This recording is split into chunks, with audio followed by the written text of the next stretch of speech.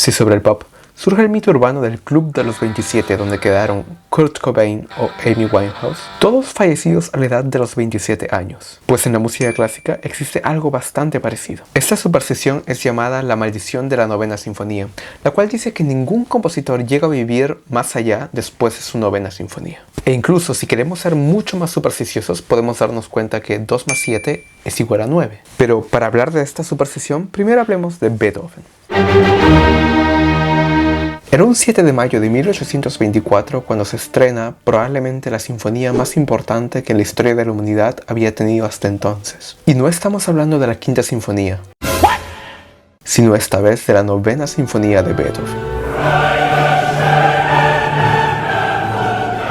La última sinfonía de este compositor ha sido una obra que ha cautivado a oyentes durante muchos siglos, y es una obra maestra que evoca la alegría, la esperanza, la melancolía y la tristeza. Y su importancia es tan grande que en el año 2002 fue declarada Patrimonio de la Humanidad.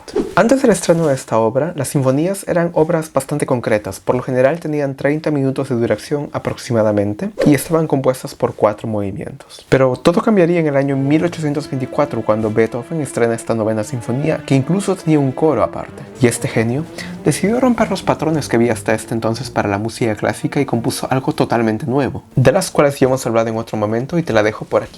Y aunque la novena sinfonía mantiene aún los 4 movimientos que normalmente ya se conocía de sinfonías, por ejemplo, de Mozart o de Haydn, lo que fue diferente en esta fue que la duración fue aproximadamente de 1 hora. Y esto es algo que para los oyentes de la época era totalmente nuevo, que no era común para ellos escuchar una sinfonía tan larga.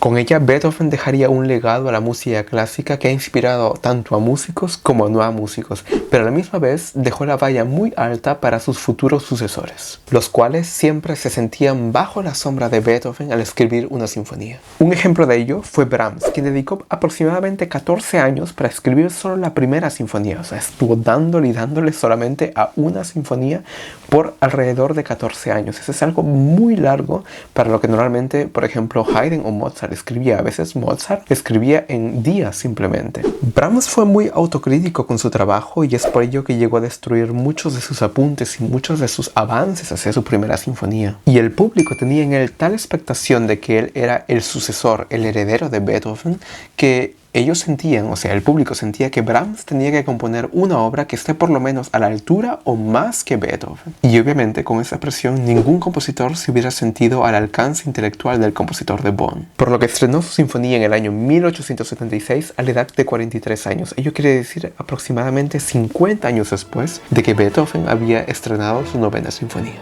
Pero detrás de la belleza de la novena sinfonía de Beethoven existe una leyenda que ha desconcertado a muchas personas. Esta leyenda, tal como el título de este vídeo, es llamada la maldición de la novena sinfonía. Según esta leyenda, cualquier compositor que intentara escribir una 10ª sinfonía luego de haber escrito la novena, estaría destinado a morir.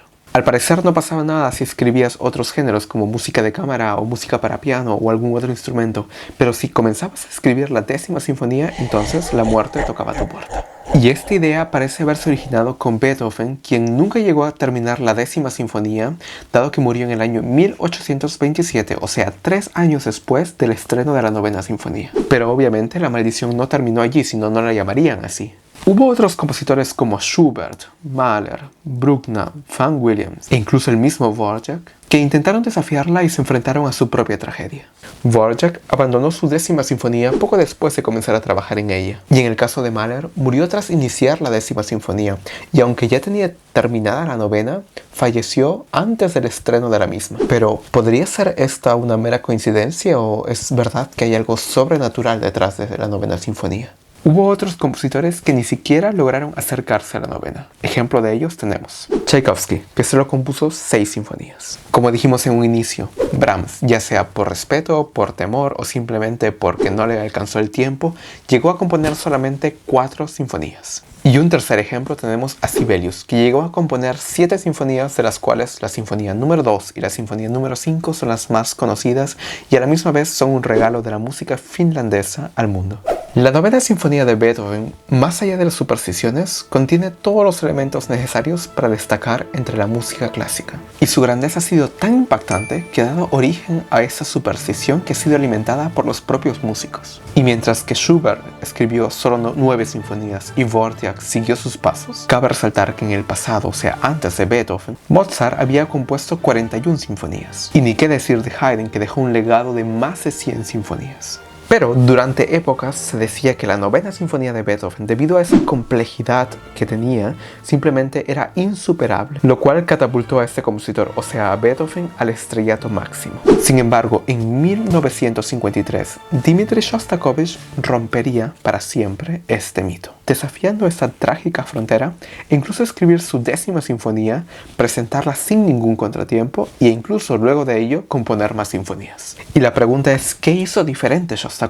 Para romper esta supuesta maldición, lo que hizo fue simplemente romper las expectativas que todo el mundo tenía de una novena sinfonía. El público pensaba que él haría una obra a la altura mínima de Beethoven, mínima de Dvorak, mínima de Mahler tal vez, pero no hizo eso. Y en cierta forma rompió los lazos con el estilo soviético y compuso una obra sarcástica y a la misma vez ligera. Por lo que podríamos decir que esta obra de Shostakovich simplemente decepcionó al público. Y luego de la novena, Shostakovich escribiría su 10ª hasta su sinfonía número 15. Pero, lamentablemente, 40 años antes, Gustav Mahler no tuvo la misma fortuna al intentar sortear esta maldición. Lo que hizo en ese tiempo Gustav Mahler es simplemente componer una sinfonía que en teoría iba a ser su sinfonía número 9 y cambiarle de nombre, titulándola Das Lied von der Erde, traducida al español, La canción de la tierra. Y luego de eso, Mahler escribiría su 10ª sinfonía. Sin embargo, esta astuta estrategia no le permitió ir muy lejos, dado que no pudo escuchar su 9ª sinfonía, muriendo antes, ni tampoco terminar la 10ª. Incluso el propio Schoenberg, que era un admirador de la música de Mahler, dijo en su momento: aquellos que escribieron una 9ª sinfonía ya estaban cerca del más allá. Quizá los misterios de este mundo se resolverían si alguien llegara a escribir una 10ª. Incluso el propio Mahler tuvo cierta superstición hacia esta maldición, quien llegó a afirmar: quienes escriben una 9ª sinfonía ya están cerca de la otra vida. Y los que no se suscriben ni dan like a este vídeo, también.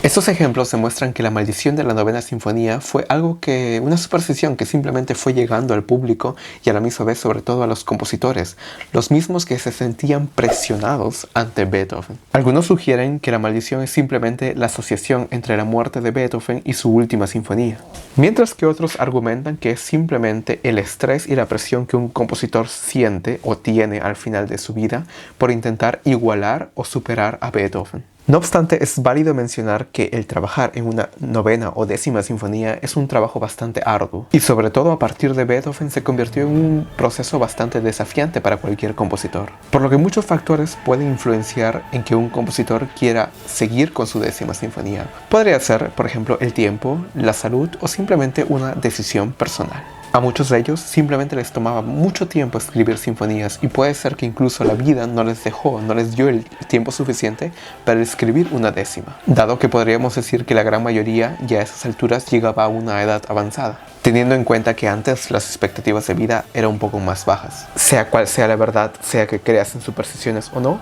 la maldición de la 9ª sinfonía simplemente es algo que ha cautivado la mente de muchas personas a lo largo de la historia. Y aunque una posibilidad de una maldición real es poco o nada probable, simplemente esta leyenda es un recordatorio de la influencia que tuvo la música de Beethoven a lo largo de la historia de la música clásica. Y si bien es cierto, esta leyenda pudo ser escalofriante para algunos compositores, como por ejemplo Mahler, la belleza y la emoción que una 9ª sinfonía sigue transmitiendo al mundo es simplemente mucho más grande que cualquier supuesta maldición.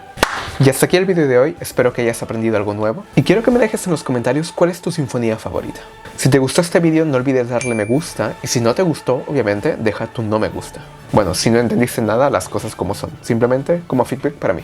Suscríbete para más contenidos parecidos y no olvides activar la campana de notificaciones para que te lleguen todos los futuros videos que hacemos en este canal. Hasta la próxima.